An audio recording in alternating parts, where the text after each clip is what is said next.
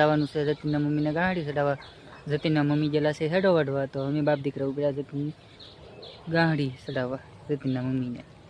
તો હાલો જાય ત્યાં. તો અહીંયા વાલોળના ફૂલડા પણ ઉગડી ગયેલા હતા મસ્ત મજાના, અને નનકી નનકી વાલોળ પણ આવી ગયેલી હતી. અને ઝીઝવો સોંપેલો હતો એ પણ મોટો મોટો થઈ ગયો છે. તો હવે આપણે ઉપડીએ ખડ લેવા. તો આ કપાસમાં આપણે હાલીને જવાનું છે, કપાસમાંથી બાજરીની વચમાંથી ને આપણે હેઠો ગાંહડી લેવા જવાની છે. હવે આપણે બાજરીને કપાસ કંઈક મોટું મોટું થઈ ગયું છે હવે તો આપણે હવે ગાંહડી લઈ આવીએ.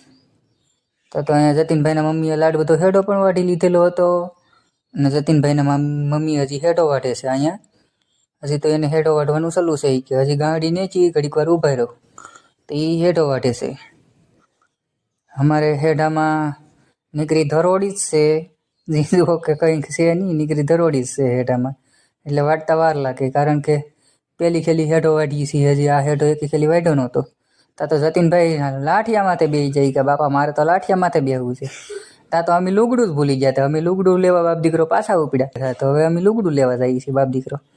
પછી લુગડું લઈ આવીને ગાંહડી ભરી અને અમે બાપ દીકરો ઘેરે વહી આવ્યા. પછી તો હેમર વાઢી લીધું. હેમર વાઢીને હવે આપણે 3 કોળી કરી નાખી છે. હવે આપણે હેમર વહીને છીએ ઘેરે. હેમર જોયું તો ઓહો કવડું કવડું મોટું હેમર થઈ ગયું. હેમર બહુ વધે જાય છે.